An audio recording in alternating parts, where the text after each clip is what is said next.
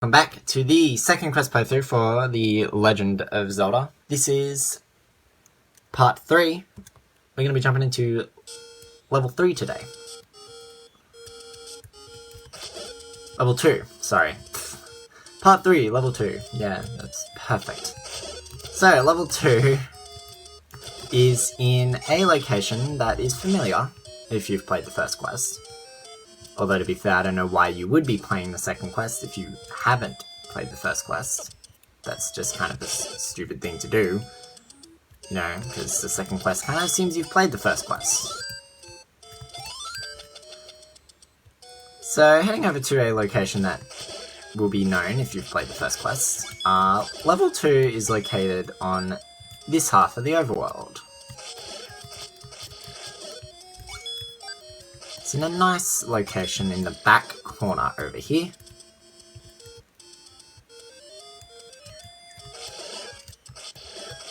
It's right up on this screen up here under the Amo statue. So remember how you got to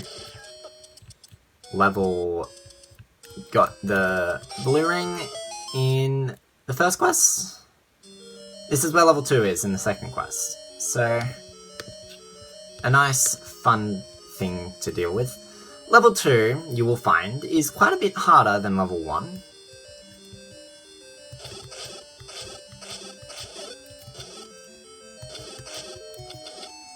Than level 1, mainly because of things like this.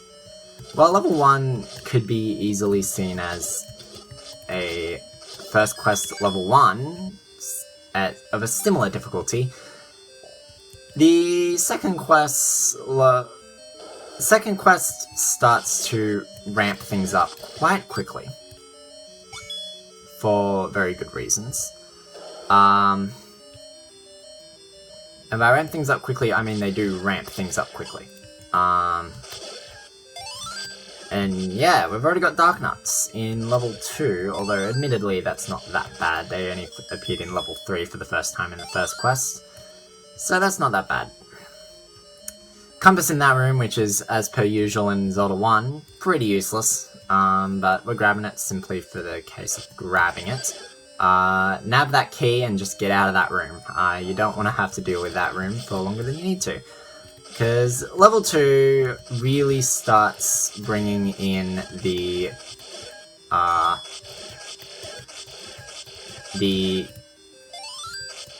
statues that shoot things at you, that the first quest didn't really have anything to do with. In this room, you want to bomb to the right very, very quickly, simply to grab a key in that room, sitting on that side, and then you want to take care of this room after that point, because this room ain't fun.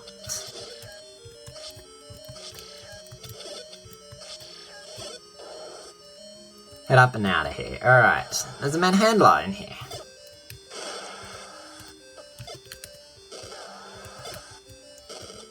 I am laying things very, very well. Probably tanking your way through this is probably the best thing to do. If it stopped hitting me. Holy crap, that was close. That was very, very close.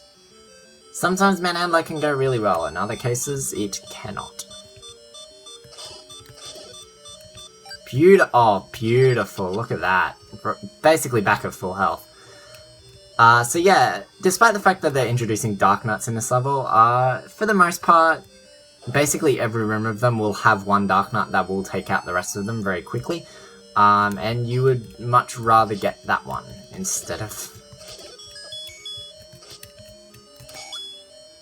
that. Coming up to this room at the top will net you the dungeon map, which shows you that the map looks like the letter A. So we are slowly making our way along. Go through the wall here in a new second quest feature. We can come to this room right here, and you want to come to this room. You don't want to miss this room. I'm sure a lot of people forgot about, did not come into this room simply because it didn't appear on the map. And you had to walk through a wall and do something new to get to it. They hide the whistle in here. So you will find that the whistle is also quite important in this quest. Actually, more important, in my opinion, than in the first quest. Well, in the first quest, the whistle was really only used to access, what, level 7, and then do warp around the overworld, but in this quest, you'll find the whistle has quite a few more uses than it did before. The thing with Gyptos is that they're not hard to deal with, they just do quite a bit of damage, especially for early game. So of course they're going to place them in level 2. Alright, go left here, and we encounter a room that's going to be rather unfair. Try and deal with everything else first before going, or you can just get a clock and make the rest of this room really, really easy. Clock is the best case scenario for this room. If you can't get a clock in this room, then the best way to deal with this room is to take care of everything else first before dealing with the Pole's Voice. Trying to deal with Pole's Voice without a bow and arrow is not a fun thing to deal with. If you need bombs, they're right in this room here. Admittedly, you can make this really easy and hopefully get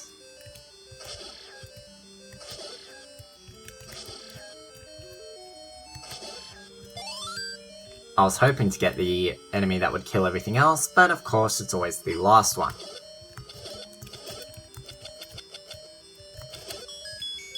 Nab that key in this room, and in this room here there's also another key, but this room's rather easy to deal with. Let's deal with that quickly, and continue on.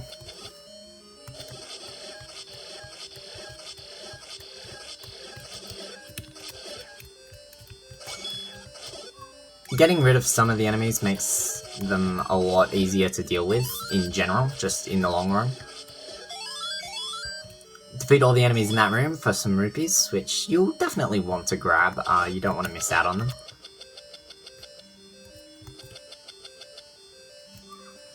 And come up here, if you need bombs you can defeat the Dark Nuts in this room to get them.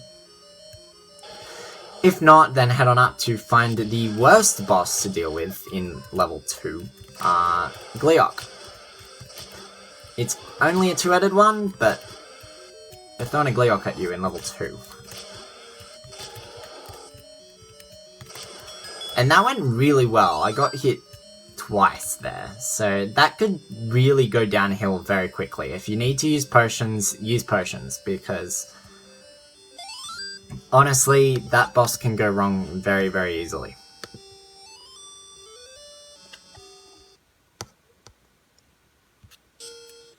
Okay, with that done, we can now grab a few nifty goodies in the overworld. I said that the whistle has more uses than it did in the first quest, and I'm not wrong. The whistle can now also be used to uncover secrets in the overworld.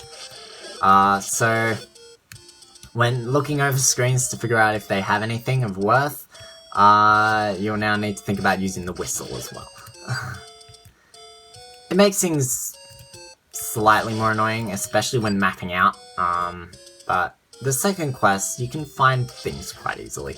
A lot of stuff is in a similar location to the first quest. They don't really change things around too much for the second quest.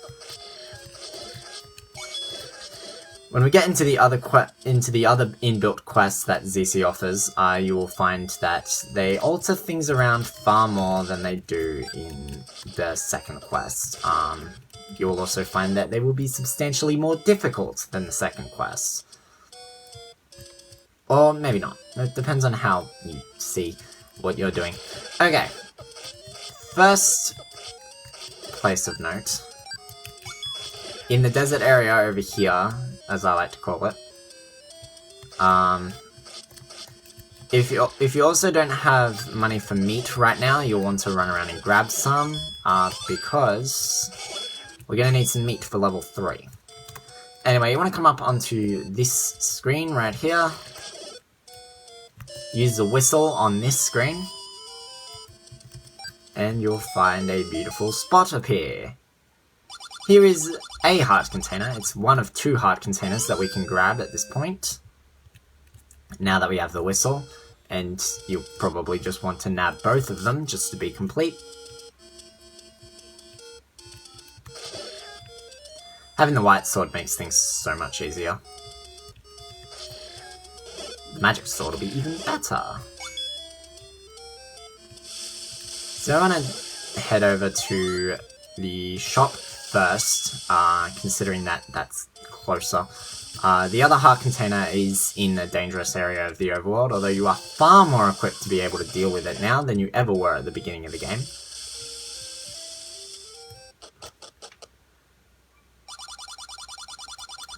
And I always go into this money-making game simply to reset the enemies on this screen so that I can access the shop up here really easily.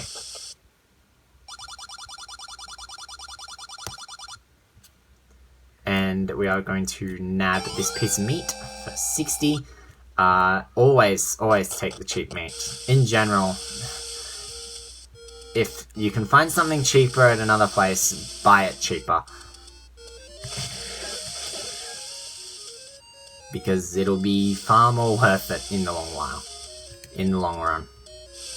Especially when compared to just everything else, it's just a far better deal. To the warp, we are going to warp to the other end of the overworld. And I left one enemy here for this precise reason. So we come to this spot over and over again. So the final heart container, well, the second heart container that we can grab right now, is located on the Death Mountain side of the overworld, basically.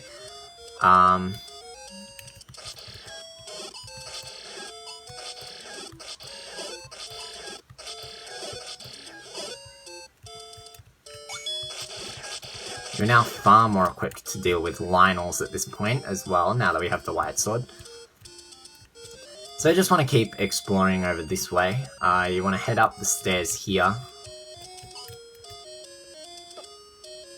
And get hit by the thing because they suck.